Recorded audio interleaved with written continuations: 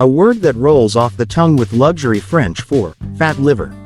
Served in elite restaurants across Paris, New York, Tokyo, and Dubai, this buttery, rich delicacy has been a symbol of fine dining for centuries. But what most people never see is what happens behind the velvet curtains of the gourmet world inside the factories where foie gras is born. This is not the story of food. This is the story of a process engineered for indulgence, built on control and, for some, cruelty.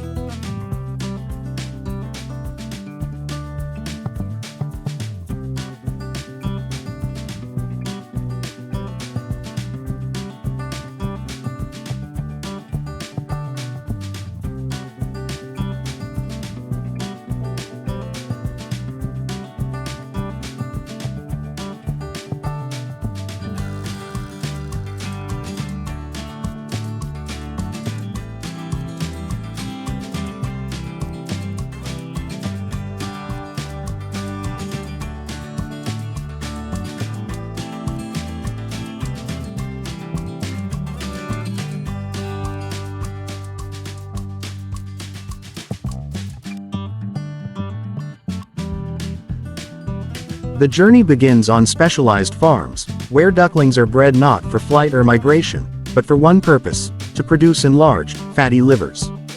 These ducks, mostly male, belong to breeds like the Moulard chosen for their rapid growth and tolerance to the force-feeding process. For the first few weeks, life is fairly normal.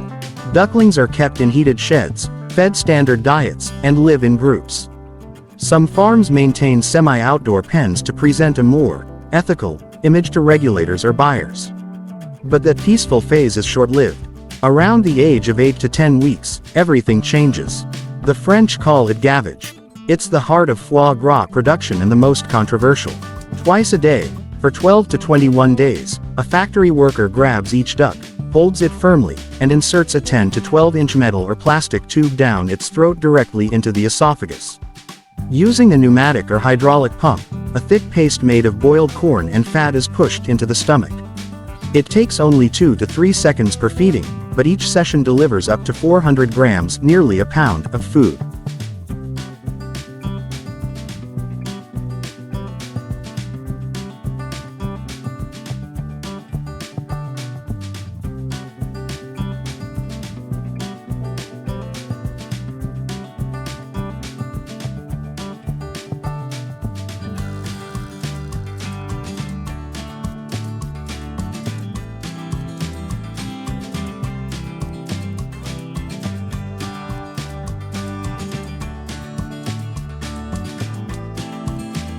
That's like a human being force-fed over 12 kilograms of mash per day. The duck's body isn't designed for this, but the goal is to intentionally induce hepatic steatosis, an unnatural swelling of the liver. Within a few days, the liver begins to enlarge rapidly, becoming yellow, greasy, and soft. By the end of the gavage period, the duck's liver can weigh up to 600,800 grams, nearly 10 times the normal size. At this point, the duck is barely able to walk. Its breathing is labored. Its movement is slow and painful. Modern foie gras factories resemble high-speed poultry farms. Rows of ducks are kept in tiny cages or metal pens. In some places, individual cages have been banned, replaced by group pens, but overcrowding and stress remain major issues. The air is filled with the smell of fermented corn mash and waste. Ducks often have crusted eyes, broken wings, or bleeding wounds. Many suffer from esophageal injuries, liver failure, or aspiration pneumonia, a direct result of repeated force feeding. Mortality rates during gavage are 10 to 20 times higher than in standard duck farming.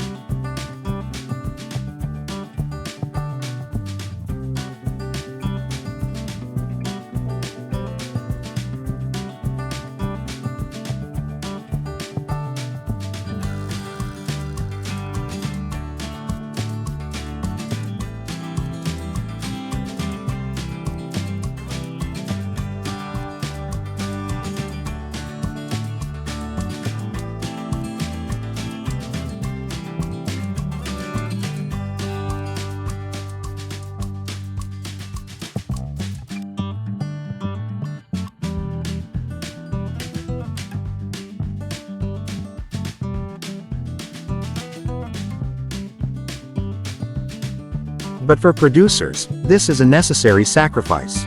The livers are harvested at their peak size, often less than 3 weeks after gavage begins. Once the liver reaches the desired size, ducks are sent to slaughter. Their throats are slit, and they are bled out, often while still conscious if stunning methods fail.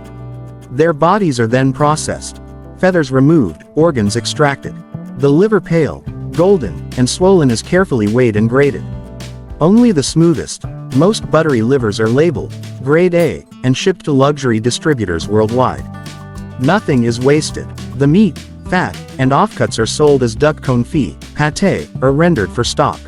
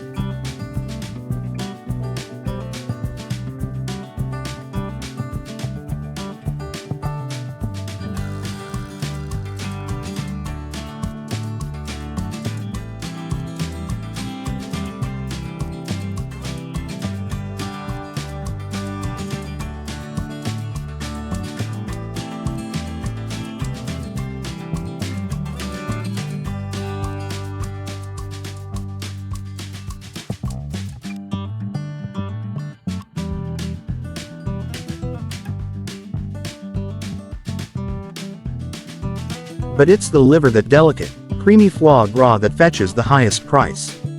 Foie gras is big business. France alone produces over 20,000 tons per year, accounting for over 70% of global production. The industry employs thousands and earns hundreds of millions annually. Luxury restaurants and chefs defend foie gras as a cultural treasure, a centuries-old tradition dating back to ancient Egypt, when geese were fed before migration.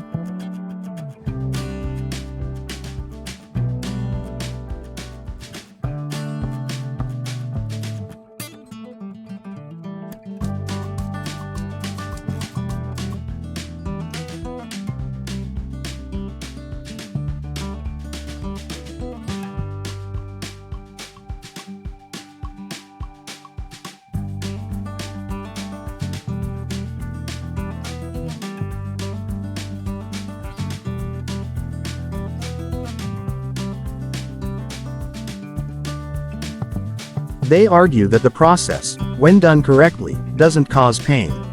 That ducks don't have a gag reflex, and their esophagi are different from humans. But animal rights groups, veterinarians, and international welfare organizations disagree. They cite extensive studies showing high stress levels, injuries, and premature death. That's why countries like India, the UK, Germany, Argentina, and several US states have banned the production or sale of foie gras. In 2019, New York City, one of the world's biggest culinary hubs, voted to ban foie gras sales entirely.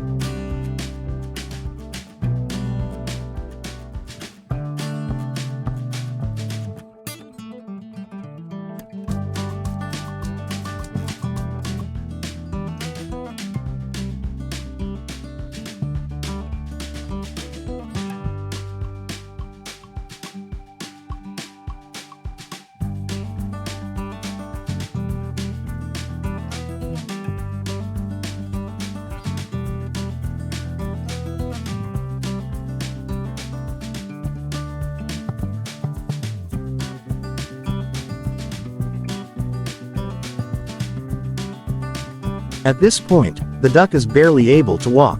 Its breathing is labored. Its movement is slow and painful. Modern foie gras factories resemble high-speed poultry farms. Rows of ducks are kept in tiny cages or metal pens. In some places, individual cages have been banned, replaced by group pens, but overcrowding and stress remain major issues. The air is filled with the smell of fermented corn mash and waste.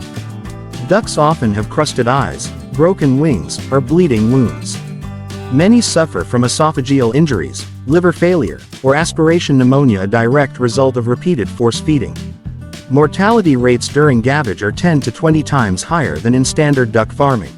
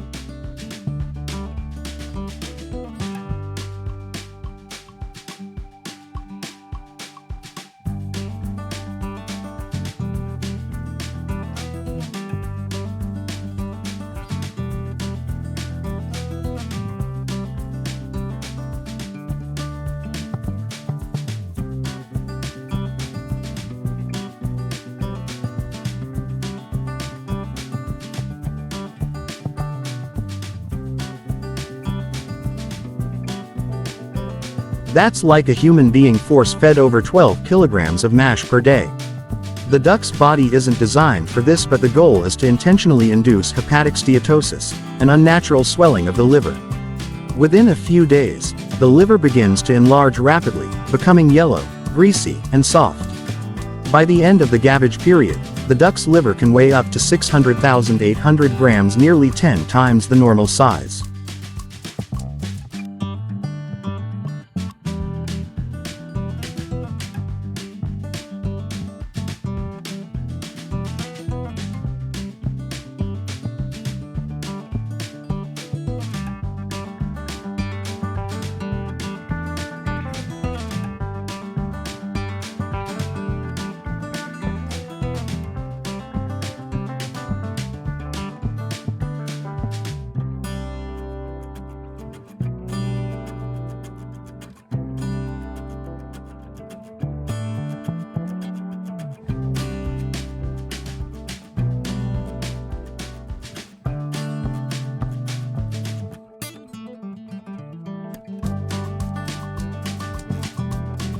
Some farms maintain semi-outdoor pens to present a more ethical image to regulators or buyers.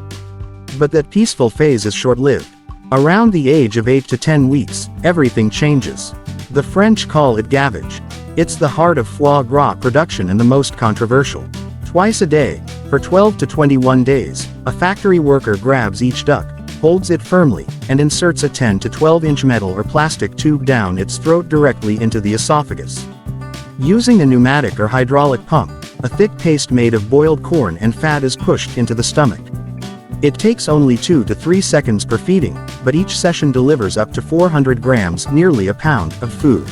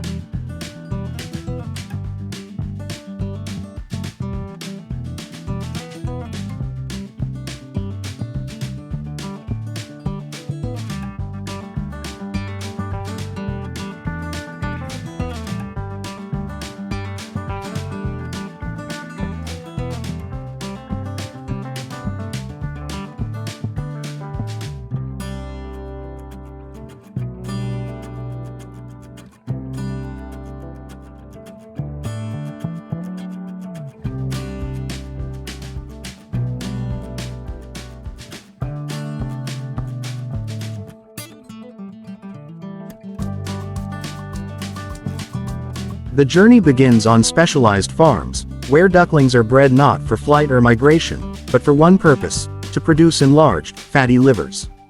These ducks, mostly male, belong to breeds like the Mullard chosen for their rapid growth and tolerance to the force-feeding process. For the first few weeks, life is fairly normal. Ducklings are kept in heated sheds, fed standard diets, and live in groups.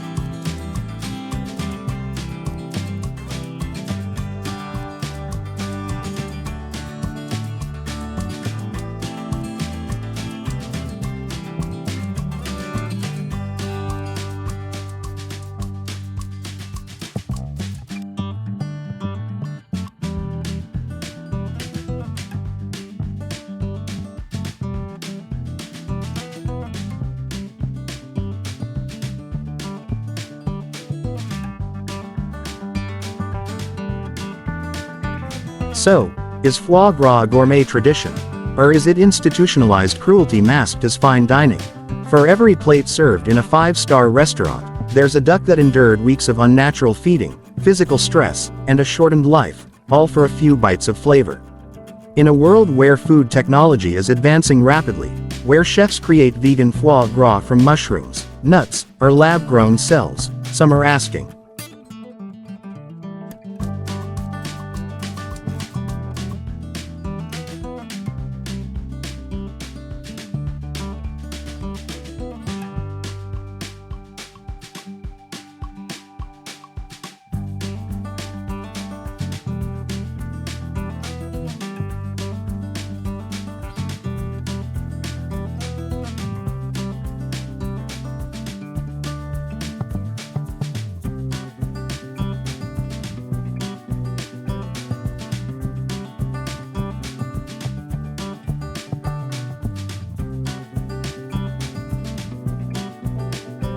do we still need to produce foie gras this way?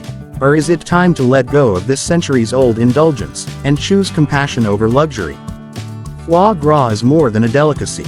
It's a mirror, reflecting our values, our choices, and what we're willing to ignore for the sake of taste. Behind the gold-trimmed plates and candle-lit tables lies a story of factory farming, forced feeding, and ethical compromise.